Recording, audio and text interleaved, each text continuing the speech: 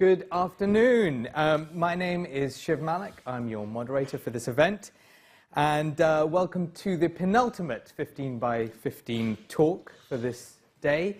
The title should be somewhat self-explanatory. The speaker will speak for 15 minutes, and then afterwards you've got 15 minutes of questions and answers. So get those prepared. There'll be people walking around the room prodding you to ask those questions. There is a second way to get involved, which is you might be sitting on them. It's the little cards. They explain there's two avenues for getting involved with social media. There's Twitter, and if you use the hashtag OECD4, as we're in room 4, then your comment will appear behind us, and also you can use Wissembly. Now, I didn't say this in the last talk because I thought it was pretty obvious. I had said it for the last 5 talks, but if you post something critical about the talk, it will appear as the speaker speaks behind us. So if you say this is a really pompous talk, it will appear as it did before behind them. So if you're happy with that, that's cool, because it also has your name on it. But if you don't want it to happen, just be aware that that's the case. Okay, so our next speaker is Vincent Hendricks. And he's going to be talking about Infostorms. Why do we like? Or it should be, why do we like? He's a professor of formal philosophy at the University of Copenhagen. He is the director of the Center of Information and Bubble Studies, which is an amazing title. It's sponsored by the Carlsberg Foundation, so I got completely confused. I thought I'd done my research, and then I saw that was sponsored by the Carlsberg Foundation. I thought, what kind of bubbles are we talking about? The ones that appear in beer, or the ones generated by human emotions? Apparently, it is the latter, which sounds more interesting, really. So that's good for us. Please welcome on stage Vincent Hendricks.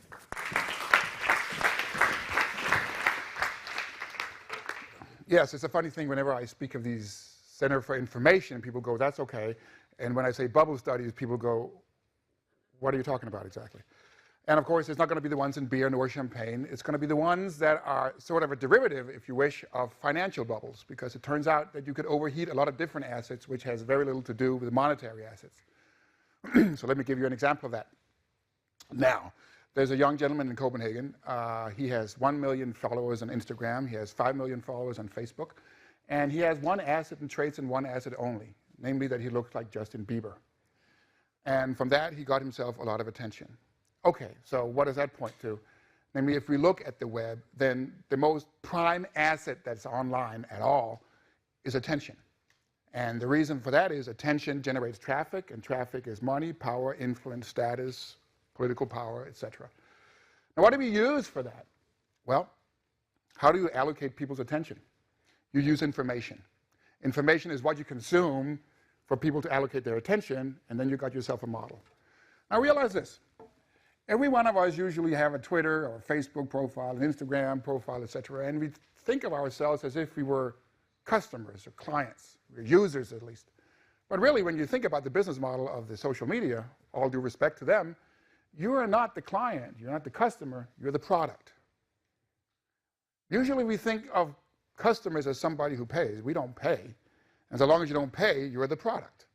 Now, who are the ones who are paying? Well, those are the advertisers. They pay, and the way they do that is that the social media platforms will sell your attention to the highest bidder on their profiles, and then they'll generate the traffic, and then that's the business model. In the end, as Robert De Niro says in Casino, we take it all.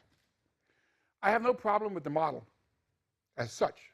There is an issue about it, namely that you can overheat certain assets alarmingly. And since attention is the prime asset, you can start speculating what sort of information are people interested in listening to that will generate attention, keep it, and from that on, you'll score the attention in many different ways. Now, of course, some people have been very good at that. Even Donald Trump said, I couldn't have won the American election without Twitter. And just to say why? Well, basically because you could allocate a lot of attention. And there's no such thing in the information age necessarily called bad attention. There's attention or little attention. And realize one more thing. It would be true that there is a democratizing effect of the social media. After all, everybody has access. Everybody has a profile.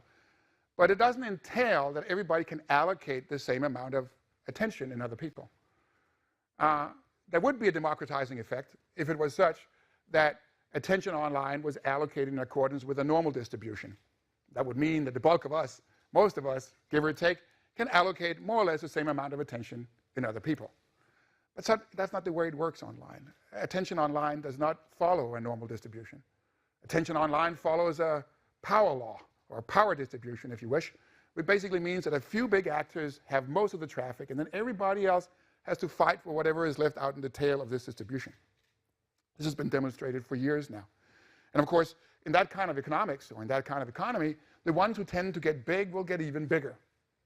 So Facebook will buy Instagram, Google will buy YouTube, and it's a little bit like Thomas Piketty here, right? So 1% owns 50% of the goods, and then 99% are left to whatever is left for the 50. In the social media world, or attention online economics, if you wish, is a little worse, namely that there are five or six big actors who have all the attention, and then everybody will have to fight for whatever is left in the tail. Now, in order for you to get bubbles, bubbles have to live in environments that are hospitable to them. I think even in economics that's the case. How would you take the market for voluntary labor? How do you overheat that market? That's a little hard. So that's not a particularly bubble hospitable environment. So there are baseline cases for which they are not very hospitable. A lot of other markets are hospitable to bubbles, and sometimes this hospitality is generated by the way in which investors are actually able to allocate their funds. But it might also be sometimes regulated or conditioned upon the market looking in a particular bubble hospitable way. There are many different theories for bubbles also in economics. There's not only one model fits all. There are very different versions of it.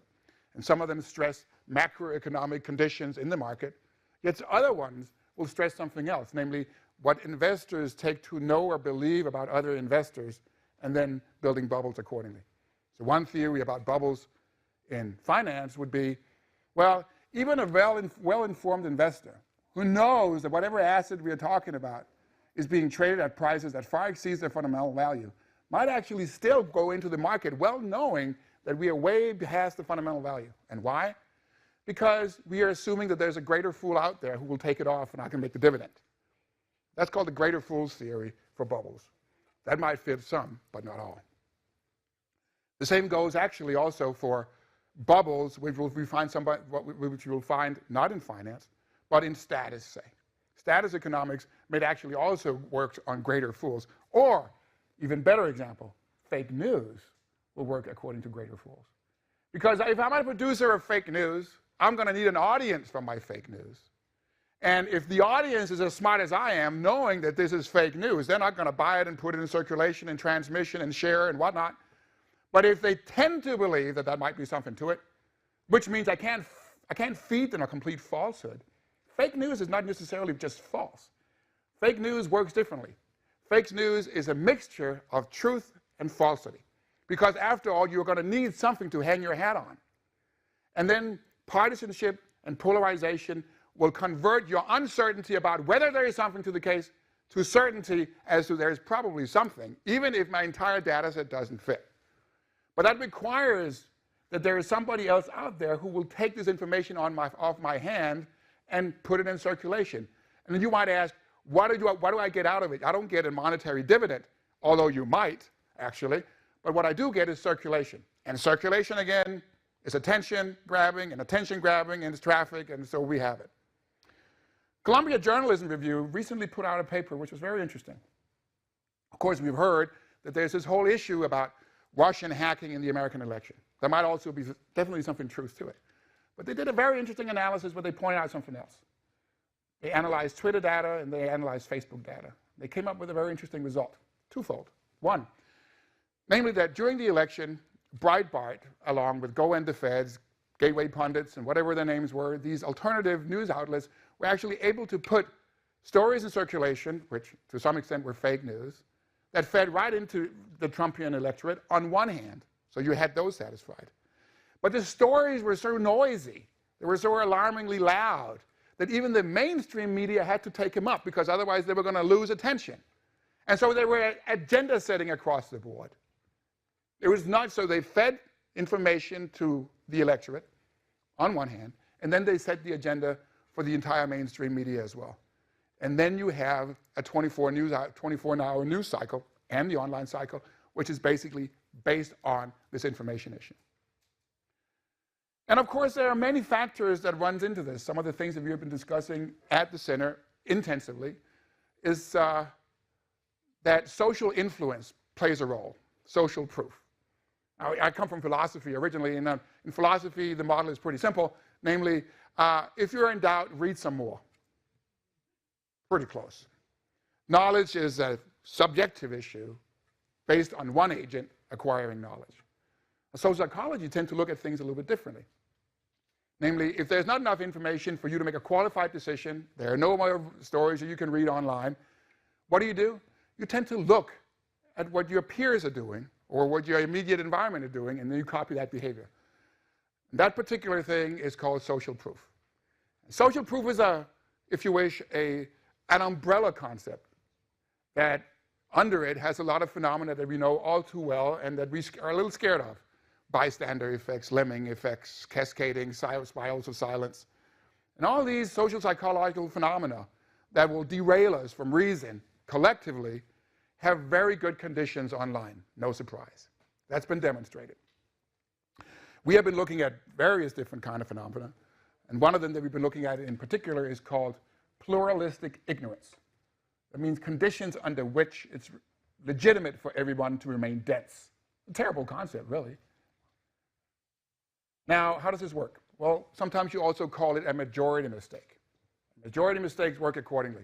I don't believe myself that this is the truth, but I wrongfully believe, without knowing it wrongfully, that everybody else, or at least the majority, thinks something different from myself. Okay? So I don't believe it myself, but I wrongfully believe that somebody else, or the majority of somebody else, thinks differently, and thus pay social proof. I will adopt that belief even if I don't like it myself. That means that you can actually collectively subscribe to norms that you privately reject. Now, we did a big study along with the Danish Children's Foundation not too long ago where we were asking teenagers about their attitudes towards a certain kind of risk behavior, cyberbullying, along with other sorts of risk behavior, beer drinking, and whatnot. And here's an interesting thing. The majority of the teenagers didn't think it was okay to cyberbully. But they wrongfully believed that their friends and their peers thought it was much more okay than they thought themselves. So that basically meant that you could collectively instruct a norm or subscribe to a norm that they privately reject. Now, this particular phenomenon of majority mistakes is extremely good for manipulation. So let me give you an example. I start out, it's like 60 students a year in logic. I teach them Mondays and Wednesdays. Monday, I'll give them a homework assignment for us to go over in class on Wednesdays. Now, come Wednesday, I don't really feel like going through this. But if I tell my students we're not going to go through the assignment, then they're going to be a little angry with me because they will have a lot of sunk cost. They might have spent Monday afternoon and Tuesday morning trying to solve it, and we're not going to go through it. But I can manipulate my students to give me the answer that I want. Then I ask my students, what do you think was difficult with Monday's exercise?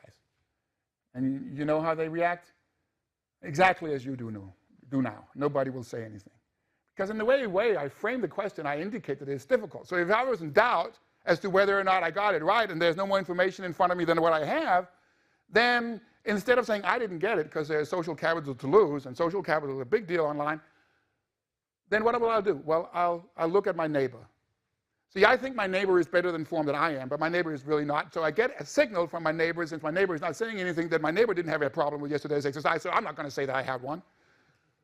And so it goes. Now, what's the problem? The problem is that I'm asking my students to give me the answer, to provide me with an answer, orientating themselves towards the other students. So if I do it like that, nobody will say anything, and I will just say, well, nobody had problems with yesterday's exercise, so let's move on. Magic in broad daylight, no? But the problem is the act of orientation, where I'm asking my students to orientate themselves towards each other before giving the answer.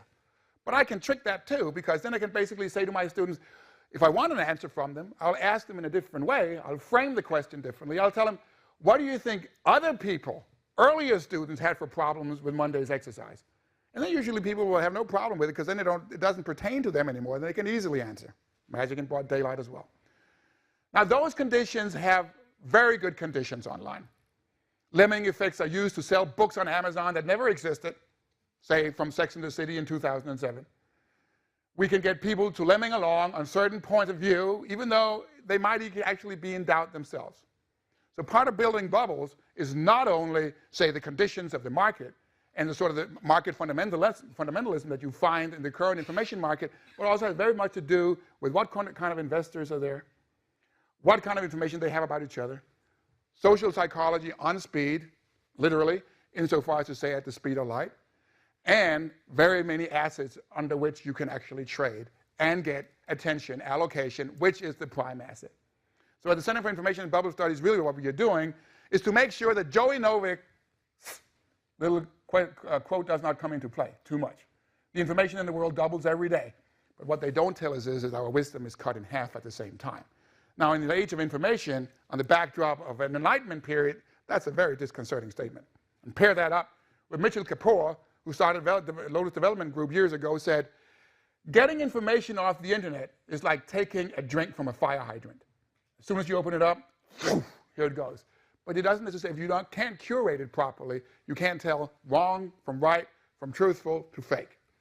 One of the things that we are trying to look at from the Center for Information and Bubble Studies is exactly the conditions and proliferation conditions for news which are not true, but actually has proliferation. Because the sad thing is, whatever is true is not necessarily viral, and whatever is viral is not necessarily true. That's 15 minutes. Thank you.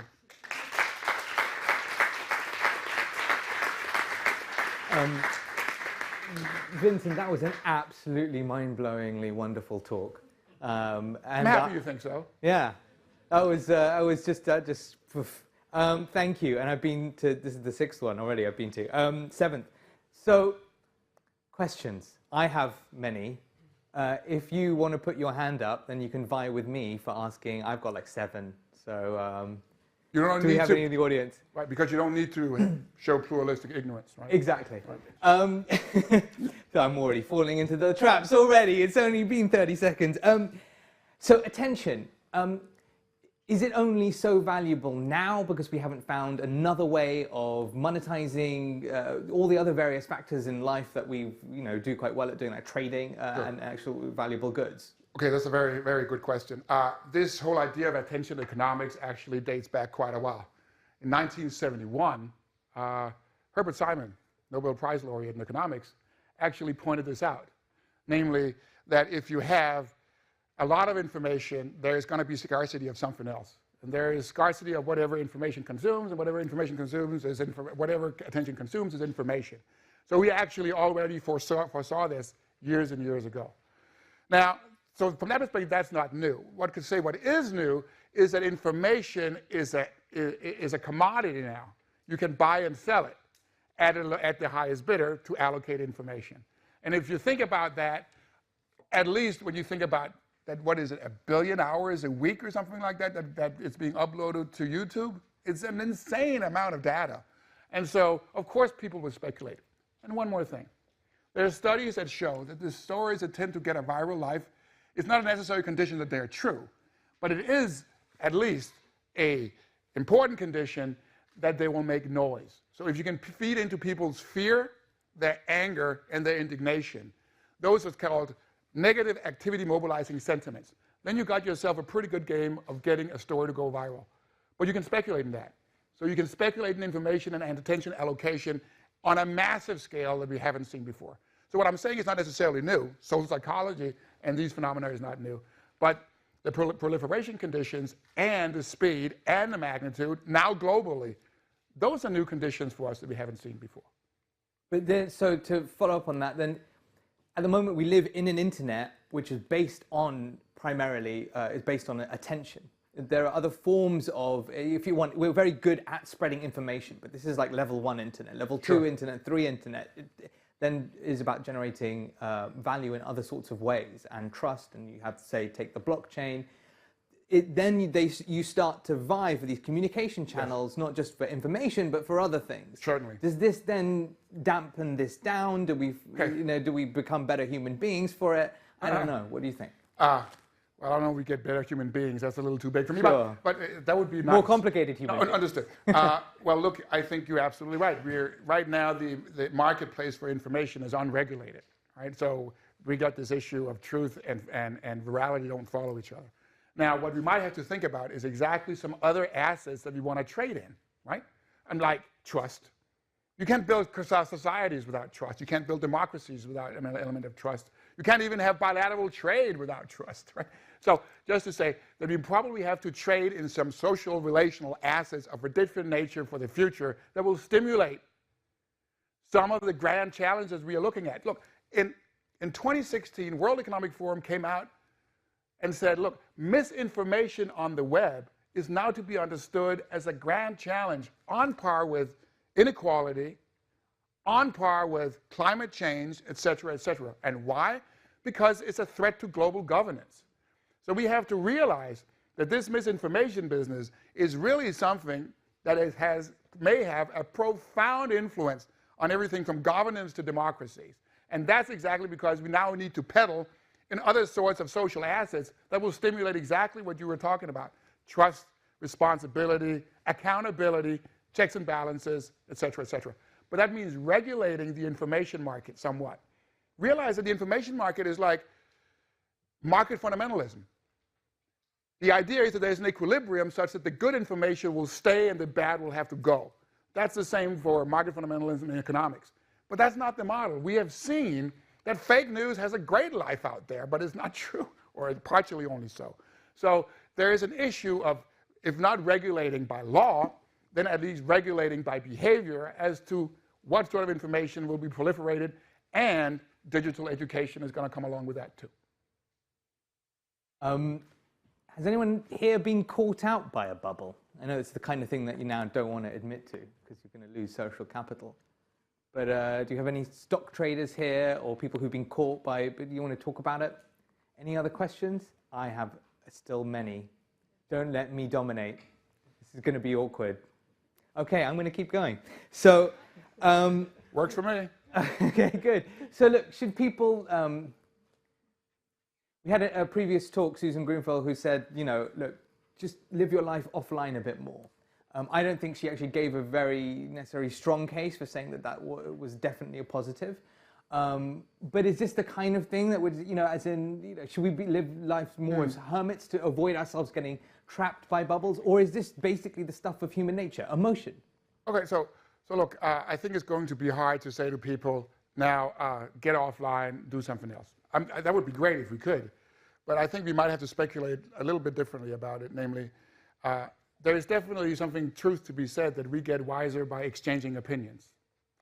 And we get enlightened by doing it.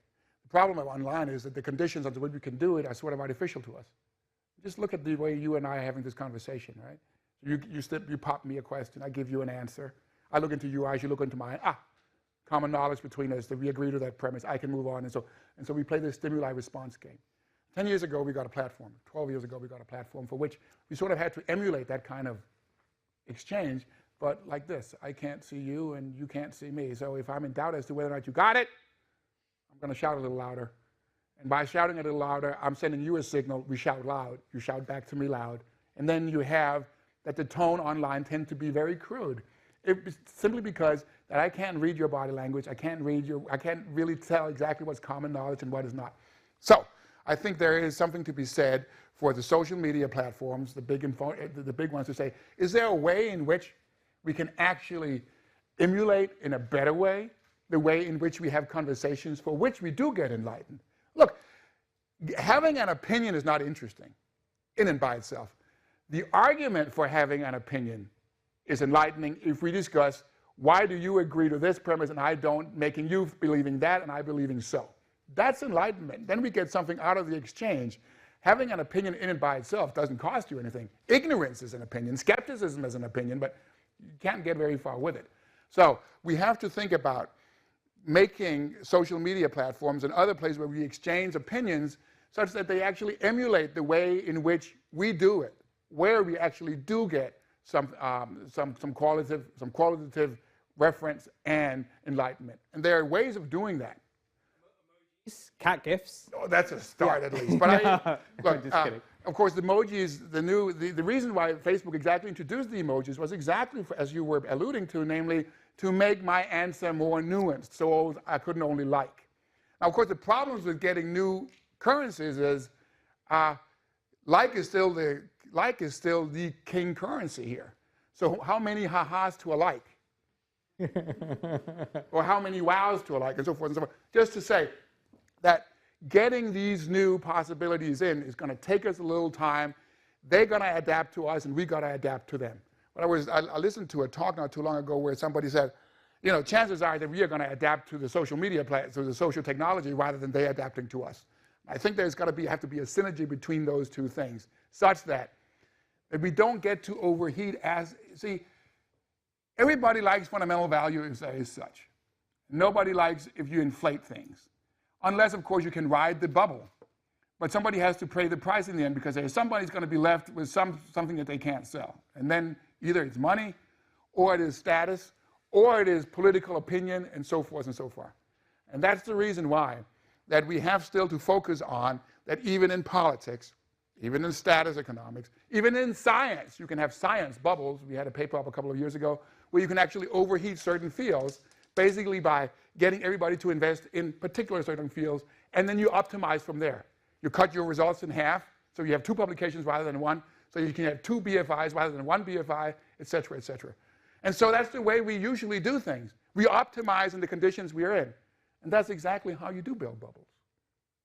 Got a question over here. I think we've got time for a couple more.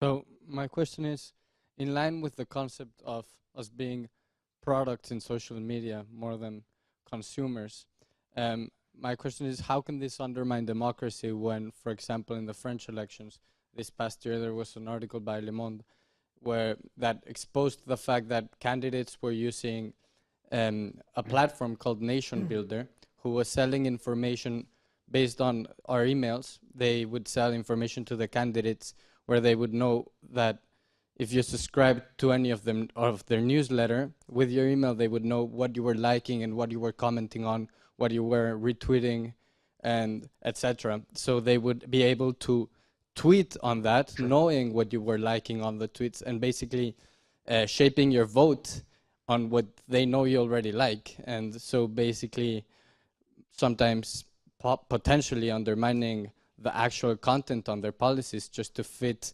what the social media bulk of products, not consumers, is asking for. So my question is, and I'm sure this occurs also in other electoral processes, and we're just not aware of that. So how can this undermine democracy in future electoral processes? So that's a very, very good question.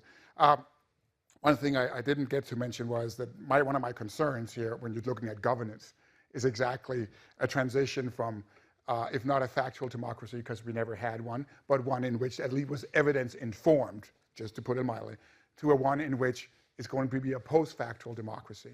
That means a democracy in which narratives, which are factually misleading, will be the basis on which we do policy-making, deliberation, and decision in politics. That would be a very, very, very dangerous world. I'm not saying that we are there, but I'm saying that we have seen that ghost, we have seen that monster. And if you pair that up with exactly what you're saying, namely that you can politically target your particular groups with certain kinds of information that in a certain sense will shape their political reality and polarize opinions very strongly. Populism is not an ideology. Populism is a strategy where you use them versus us narratives, right? You use an obvious, there's always going to be an obvious enemy. You want to understand why you're suffering. We have been asking that since the days of Job. And you can get that. But while you do that, you get polarized politics. And one thing we do know is that truth has very hard conditions in polarized opinion markets. And why? Because if the truth is not to your side, you will call it fake news. And if truth is to your side, you will use it. And that means it's not like nobody cares about the truth. That's not what it's about post-factual democracy. It's a particular way of using the facts to your advantage without either forgetting or cherry-picking or doctoring or framing and whatever else you could do with this particular kind of information. But that will undermine democracy, because then democracy becomes a matter of voter maximization, independently of whether you can either cash it in or you're just talking about what people would like to hear. But then our understanding of democracy is one that is based on the Enlightenment period. And the Enlightenment period, the idea was this: give people more information, everything else being equal, they will make better decisions. And the dream of any emperor who would want to take his proselytes would be, in the older days, you basically drained the information so they couldn't make that decision. But now you can get something which seems to be at least extensionally equivalent by drowning people instead, until they go, I polarize over here, this is my standpoint, I forget about the other information. And so this exponential rise in information means still the scarcity of the attention, and if you're in doubt, and we have to think about ourselves too, what papers do we read? The ones we agree with or the ones we disagree with? And we tend to read the ones that we agree with. And some people will say, no, I read the ones I agree with, and I also read the ones I don't agree with. And that's, of course, better. But if you need to make a qualified decision based on that, you would have to read the one you agree with, the one that you disagree with, and the one that is neutral as a function of what you agree and disagree with, and then you triangulate, and then you make a decision, and then we're not going to get to work in the morning. So what I'm trying to say here is information curatation, qualifying decision is a laborer's deal. That's the reason why things like fake news and others, that speaks to what I believe already, tends to taste better. As humans, we don't like cognitive dissonance, right? It's annoying. Here's all these facts that disagree with my point of view. Forget about it. Even the Americans are thinking these days, they have a wonderful pluralistic ignorance when it comes to climate change. They believe that there's something to it, but they don't believe it will hurt themselves individually. So they believe that it will hurt everybody else but not them. If you pair that up with cognitive dissonance, I think you got yourself a version of the prisoner's dilemma that's hard to get out of. That's difficult. Thank you very much. We have to end it there. I know there are other questions, but you missed your chance. Haha, I did say. So perhaps we'll end with the immortal words of Katy Perry. So comfortable we're living in a bubble, bubble. So comfortable we cannot see the trouble, trouble. Thank you very much. Thank you.